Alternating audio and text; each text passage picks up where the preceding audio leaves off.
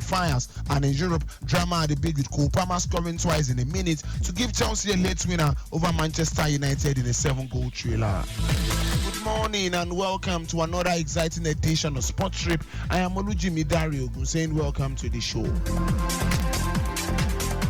And so we'll begin with tennis, where Rafael Nadal has pulled out of the Monte Carlo Masters, saying his body simply won't allow him to play in the tournament, which starts on Sunday. Nadal made his long-awaited return at January's Brisbane International after almost a year out with injury. But his spinal injury, Ibu chewed him out of the Australian Open and has kept him sidelined ever since. Quoting him, he says, "This is a very difficult moment for me sporting-wise. Unfortunately, I have to tell you that I'm not going to be playing in the Monte Carlo. My body simply won't allow me." End of quote. After pulling out of the Indian Wells last month and Qatar Open before that, it was hoped the 22-time Grand Slam champion Nadal will return to the court in Monte Carlo on his pivot clay surface in May last year. After being forced to miss the French Open for the first time in 19 years, Nadal said 2024 will probably be the final year of his career.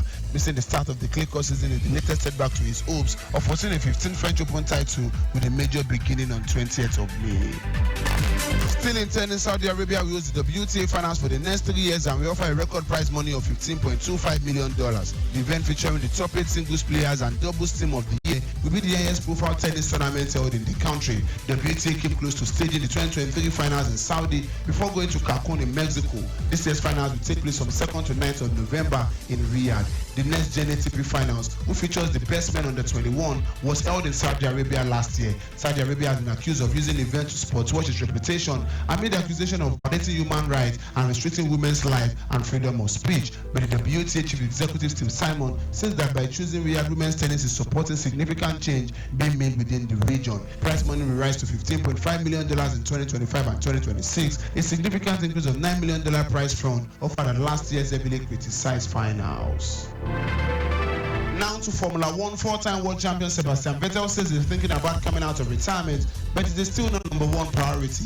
The 36-year-old German, who won consecutive titles for Red Bull between 2010 and 2013, retired in 2022. With Lewis Hamilton moving to Ferrari, Mercedes has a vacancy in 2025, and Vettel is aware of the Formula 1 landscape. Quoting him, he says, "I'm having thoughts that are crossing my mind and thinking about a return, but at this stage, my mindset generally hasn't changed, so it really depends on what is coming up." End of quote. Asked specifically about Mercedes, Vettel added, and I quote, "I'm following the sport, and at the minute, there is quite a lot of movement when it comes to drivers, driver markets, and so on. I'm obviously in contact with a lot of people still. I'm speaking as well to Wolf every now and then. It depends, I guess, but at the minute, it's not my number one priority."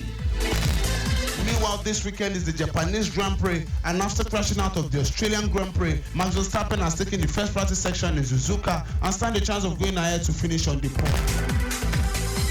And now to football on the home scene. Nottingham Forest will trigger a 1-year contract extension for Olaino after his impressive debut season at the club. The 27-year-old joined Forest on a free transfer summer, pending a 1-year contract. The Nigerian international is now set to remain at the City Ground for another season. Aino has scored once in 13 league appearances for the Tricky Trees. The versatile defender was in action in Forest 3-1 victory over Fulham on Tuesday. He has previously played for Chelsea, Hull City, and Torino.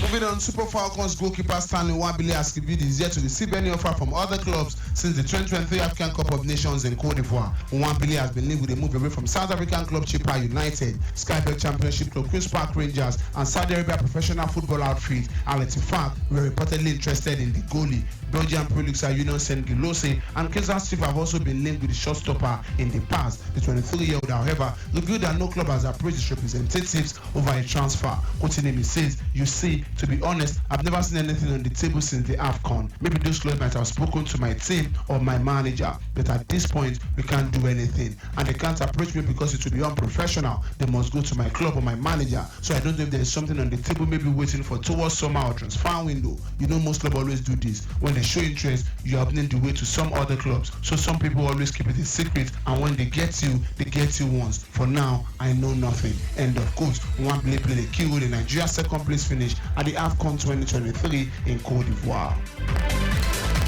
To the camp of the Super Falcons goalkeeper Chiamaka Nnadozie has canvassed for total support for the team ahead of the 2024 Olympic Games qualifier against South Africa. The Super Falcons should be up against the Banyana at the Moshood Abiola Stadium later today in Abuja.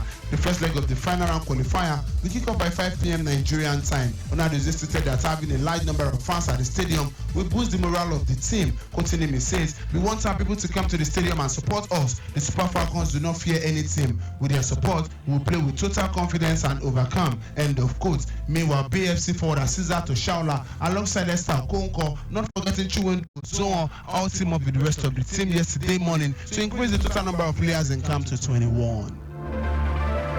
Finally, according to updates coming from Benin Republic, the Cheetahs of Benin Republic is set to adapt to a stadium in Ivory Coast as their home ground for the next African Cup of Nations and World Cup qualifier. The stadium in Cotonou was classified by CAF and FIFA inspection teams and have been mandated to look for alternative venue for their upcoming matches. The Cheetahs under Genetro will use the Super Eagles of Nigeria in match day 4 of the World Cup qualifier. The Benin Republic Federation has commenced discussion with the Ivorian Football Association to have their home game in one of their stadiums used for the 2023 African Cup of Nations.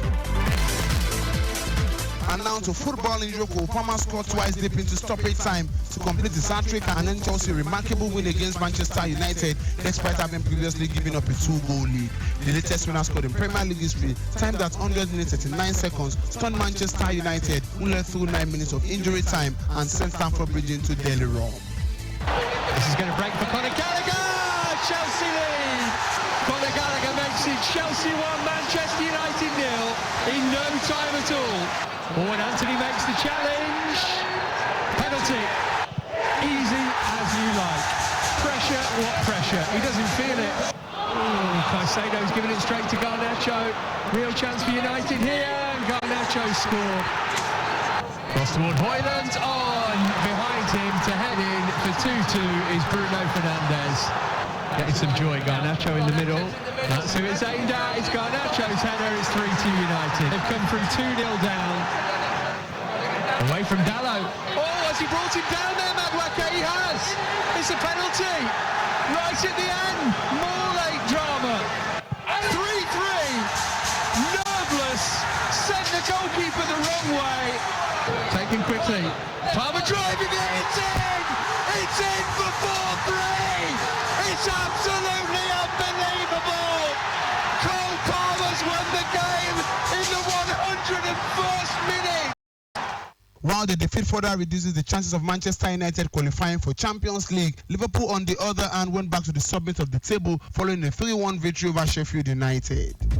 To the games going down this weekend in the English Premier League is Crystal Palace against Manchester City, Aston Villa against Brentford, Everton against Burnley, Fulham against Newcastle United, Luton Town against Bournemouth, Wolves against West Ham United, not forgetting Brighton against Arsenal. On Sunday, Manchester United go again against another big team in Liverpool, while Sheffield United play against Chelsea and Tottenham play against Nottingham Forest. In the Italian Serie A, AC Milan against Lecce, Roma against Lazio in the Rome derby, Empoli against Torino, Frosinone against Bologna, Monza against Napoli, not forgetting Cagliari against Atalanta and Juventus against Fiorentina. While in the German Bundesliga is Eintracht Frankfurt against Werder Bremen, Cologne against Bochum, not forgetting Borussia Dortmund against Stuttgart, while Union Berlin will play against Bayer Leverkusen. But in Spain is the final of the Copa del Rey between Athletic Club against Mallorca. Athletic Club defeated Atletico Madrid in the semi-final, while Mallorca triumphed over Real Sociedad on penalty shootout in the semi-final.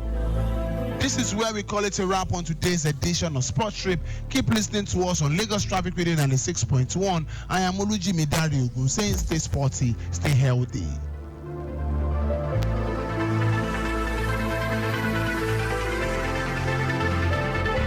Alright, welcome back. That was Sports Trip with Olujimi Dare-Ogun, bringing you the details of what happened in the world of sports.